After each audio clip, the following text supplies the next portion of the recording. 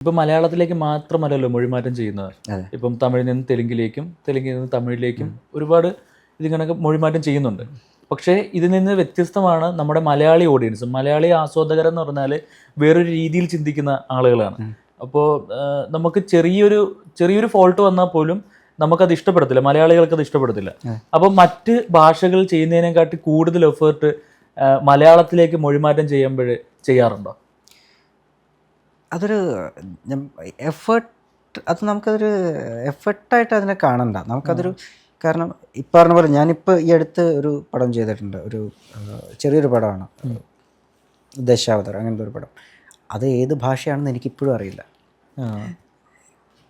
അത് അപ്പോൾ നമുക്ക്, ഞാനീ പറഞ്ഞ പോലെ നമുക്കതിൻ്റെ സിറ്റുവേഷൻ അറിയാം, ഇതാണ് ലിറിക് എന്നുള്ളതിൻ്റെ അർത്ഥം തന്നിട്ടുണ്ട്. നമുക്കത് കറക്റ്റ് ഫോളോ ചെയ്യാനും പറ്റില്ല. നമുക്കതിൻ്റെ മെയിൻ കണ്ടൻറ് എടുക്കുക, പാട്ടിൻ്റെ കണ്ടൻറ് എടുക്കുക, എഴുതുക എന്നുള്ളതാണ്. അങ്ങനെ എഴുതുന്ന സമയത്ത് നമുക്ക് കുറച്ചുകൂടെ സ്വാതന്ത്ര്യവും കിട്ടും. കാരണം നമ്മൾ പക്ക ട്രാൻസ്ലേറ്റ് ചെയ്യുമ്പോഴാണ് ഈ പ്രശ്നം വരുന്നത് അധികവും, ഈ ഡബ്ബിങ്. കാരണം നമുക്ക് അവിടെ വാക്കുകൾ ഓപ്ഷൻ കുറവായിരിക്കും. അതിന് പകരം ആ സിറ്റുവേഷൻ നോക്കുക, അതിനനുസരിച്ച് എഴുതുക എന്നുള്ളതാണ്. അപ്പോൾ നമുക്ക് കുറച്ചുകൂടെ എളുപ്പമായിരിക്കും, കുറച്ചുകൂടെ ആക്സസ് ഉണ്ടായിരുന്നു. അതെ, നമുക്ക് കുറച്ചുകൂടെ ആ ഭാഷയിലേക്ക് ഇറങ്ങാൻ പറ്റും. നമ്മുടെ ഭാഷയിലേക്ക് ഇറങ്ങാൻ പറ്റും. ഇപ്പം ചേട്ടൻ ദിൽനാഥ് സാറിൻ്റെ മകൻ, അദ്ദേഹം ഇപ്പം ബ്രഹ്മയുഗം ചെയ്തു, അങ്ങനെ കുറച്ചധികം സിനിമകൾ ചെയ്തു. വിളിച്ചിരുന്നോ, അല്ലെങ്കിൽ നിങ്ങൾ കാണാറുണ്ടോ ഇപ്പോഴും? ഞങ്ങൾ സംസാരിക്കാത്ത വിളിക്കാത്ത ദിവസങ്ങളില്ല. ആ പഴയ ബോണ്ട് ഇപ്പോഴും ഉണ്ടല്ലേ? ആ പഴയ അടി ഉണ്ടാക്കുന്നതും സാറിൻ്റെ റൂമിൽ കയറിയിട്ട് അലമുണ്ടാക്കുന്നതും അത് ഇപ്പോഴും ഉണ്ട്. പിന്നെ ആ ഒരു സ്നേഹവും കാര്യങ്ങളൊക്കെ ഇപ്പോഴും ഉണ്ട്. അത് പിന്നെ ആദ്യം സിനിമ എറങ്ങിയപ്പോഴും വിളിച്ചത്, ഇലവീഴ പൂഞ്ചിറയൊക്കെ ഇറങ്ങിയപ്പോൾ എന്തായിരുന്നു? അവൻ ഏത് പാട്ട് എഴുതി കഴിഞ്ഞാലും എന്നെ വിളിച്ച് പറയടാ ഇങ്ങനെ ഒരു പാട്ട് എഴുതിയിട്ടുണ്ട്. ഓക്കെ. അപ്പോൾ അത് കാരണം ഞങ്ങൾ തമ്മിലുള്ള, ഇപ്പം ഞാൻ എഴുതി ആണെങ്കിലും എടാ ഞാനിങ്ങനെ ഒരു പാട്ട് എഴുതിയിട്ടുണ്ട്. അപ്പോൾ അത് ഞങ്ങൾ തമ്മിലുള്ള ഒരു, എന്താ പറയുക, ഒരു ഇഷ്ടം കൊണ്ടുള്ള ഒരു ഇതാണ്, ഞങ്ങൾ തമ്മിലുള്ള അടുപ്പമാണ്. ദീപക് ചേട്ടൻ്റെ പേര് വെച്ചിട്ട് ഗിരീഷ് പുതഞ്ചേരി സാർ ഒരു പാട്ട് എഴുതിയിട്ടുണ്ട് എന്ന് കേട്ടിട്ടുണ്ട്. ആ പാട്ട് എൻ്റെയും ചേട്ടൻ്റെയും പേര്. അതെ, മനസ്സിൽ മിഥുനമഴ, നന്ദനത്തിൽ. അതിൽ വൈശാഖത്തിങ്കൾ വെച്ചു ദീപാഞ്ജലി എന്ന്. അത് മാമൻ ചെന്നൈയിൽ നിന്നാന്ന് തോന്നിയിരുന്നു. അപ്പോൾ എഴുതി വന്ന സമയത്ത് ഞങ്ങളോട് പറഞ്ഞു, എടാ നിങ്ങളെ പേര് വെച്ചിട്ടുണ്ട്. അത് മൊത്തം എഴുതി ഇതേപോലെ ചരണം ഒരു സ്റ്റക്കായ സമയത്ത് ഇരിക്കുന്ന സമയത്ത് എന്തുകൊണ്ടോ അമ്മയെ ഓർമ്മ വന്നു. മാമനെ അമ്മയെ ആലോചിച്ച സമയത്ത് അപ്പോഴാണ് പെട്ടെന്ന് അമ്മയായിട്ട് നല്ല അമ്മയെക്കുറിച്ച് എഴുതിയിട്ടുണ്ട് സത്യത്തിൽ പാട്ടിൽ.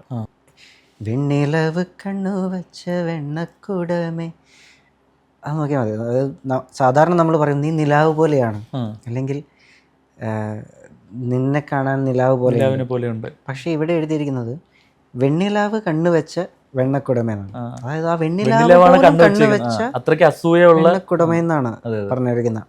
ഇതേപോലെ തന്നെ ഇങ്ങനെ എഴുതുന്ന കുറച്ച് ട്രിക്കുകളുണ്ട്. ചില ഇപ്പം നമ്മൾ പറയാം ഹരിമുരളീരവം നമുക്ക് കേൾക്കുമ്പോൾ പെട്ടെന്ന്, അതും ഞാൻ കേട്ടത് ഒരു കാമണിക്കൂറോ അരമണിക്കൂറോ എന്തോ ആണ് അതിൻ്റെ ലിറിക്കും ട്യൂണും ഉണ്ടാവാൻ എടുത്തതെന്ന് കേട്ടിട്ടുണ്ട്. ഹരിമുരളി കുറച്ച് സമയം കൊണ്ടാണ് ആ പാട്ട് ഉണ്ടാക്കിയത്.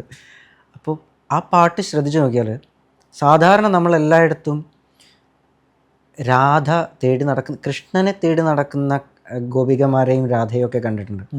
പക്ഷേ ഈ പാട്ടിൽ മധുമൊഴി രാധേ നിന്നെ തേടി അലയുകയാണൊരു മാധവജന്മം. അതായത് മാധവജന്മം, നമ്മൾ കൃഷ്ണ നിന്നെ തേടി ഞാൻ അലയുന്നൊരു സാധു മനുഷ്യജന്മമാണ് എന്ന് പറയുന്നത് പോലെ ഞാനൊരു സാധു മനുഷ്യജന്മമാണ് എന്ന് പറയുന്ന പോലെ ഞാനൊരു സാധു മാധവ ജന്മമാണ്. മധുമൊഴി രാധേ നിന്നെ തേടി അലയുകയാണൊരു മാധവ ജന്മം. അങ്ങനെ എന്താ പറയുക, അതിനെ വേറൊരു തലത്തിൽ നിന്നിട്ട് കണ്ടിട്ട് അത് ഈ പറഞ്ഞ പോലെ ഇത്ര ചുരുങ്ങിയ സമയം കൊണ്ട്, അതെ, ചുരുങ്ങിയ സമയം കൊണ്ടാണ് എഴുതുന്നത്. അതുപോലെ ഈ നമ്മുടെ ഈ പാട്ട് ഇന്നലെ എൻ്റെ നെഞ്ചിൽ, അതിന് പേന ഉപയോഗിച്ചിട്ടില്ല ഞാൻ തന്നെ പറഞ്ഞു കേട്ടിട്ടുണ്ട്. അത് സത്യത്തിൽ ചിത്ര ചേച്ചിയായിരുന്നു അത് ഫസ്റ്റ് ചെയ്തിരുന്നത്. പറഞ്ഞു കൊടുത്തതാണ് വരികൾ സ്റ്റുഡിയോയിലിരുന്ന് സ്പോട്ടിൽ. അപ്പോൾ അത് ഇതിൽ അത്ഭുതപ്പെടാനൊന്നുമില്ല. ഒരു ബിരിയാണിക്ക് വേണ്ടിയിട്ട് നിമിഷം നേരം കൊണ്ട് ഒരു പാട്ട് എഴുതിയ എഴുതിയ കഥകളുണ്ട്. എനിക്കൊരു ബിരിയാണി വാങ്ങിച്ചു തന്നാൽ ഞാൻ നിങ്ങൾക്ക് നല്ലൊരു പാട്ട് എഴുതി തരാം. അതെ അതെ. അതുപോലെ കണ്ണ് നട്ട് കാത്തിരുന്നുള്ള പാട്ട്, അത് ഇതേപോലെ പറഞ്ഞു കൊടുത്തത് ഒരു കള്ളൻ്റെ മുതൽ മറ്റൊരു ആൾ കട്ടുകൊണ്ടുപോകുന്നു, നഷ്ടപ്പെട്ടു പോകുന്നു. അപ്പോൾ ആ കള്ളൻ്റെ വേദനയെ പറ്റി എഴുതാനാണ് പറയുന്നത്. ആ പാട്ടിൽ എഴുതി വെച്ചിരിക്കുന്ന കുമ്പിളിൽ വിളമ്പിയ പൈമ്പാലം നോർത്തു ഞാൻ അമ്പിളിക്കിണ്ണത്തെ കൊതിച്ചിരുന്നു, അന്നത്തെ അന്തിയിൽ അത്താഴപാത്രത്തിൽ അമ്മ തൻ കണ്ണീരോ തിളച്ചിരുന്നു, അങ്ങനെ ഞാനെന്നും കരഞ്ഞിരുന്നു. ഇത് പാടുമ്പോൾ അത് പാടുന്ന ആൾ കരയാതെ പാടാൻ പറ്റില്ല. അതാണ് ആ വരികൾക്ക്, അത് കാരണം വരികൾ കൊണ്ടല്ല, അത് എന്തോ നമ്മളെ ഉള്ളിലേക്ക് നേരിട്ട് അതിനൊരു ശബ്ദധാരാവലി എടുത്ത് അതിൻ്റെ അർത്ഥം നോക്കേണ്ട കാര്യമില്ല. ബഷീറിന്റെയൊക്കെ എഴുത്തുപോലെ പെട്ടെന്ന് ആക്സസ് ചെയ്യാൻ പറ്റുന്ന, മനസ്സിലാവാൻ പറ്റുന്ന കാര്യങ്ങൾ നമുക്കത് ഫീൽ ചെയ്യാൻ പറ്റും ആ പാട്ടിനെ. എനിക്ക് തോന്നുന്നു അതാണ് അവൻ ഇത്രയും വാല്യൂ കൊടുത്തതെന്ന് തോന്നുന്നു.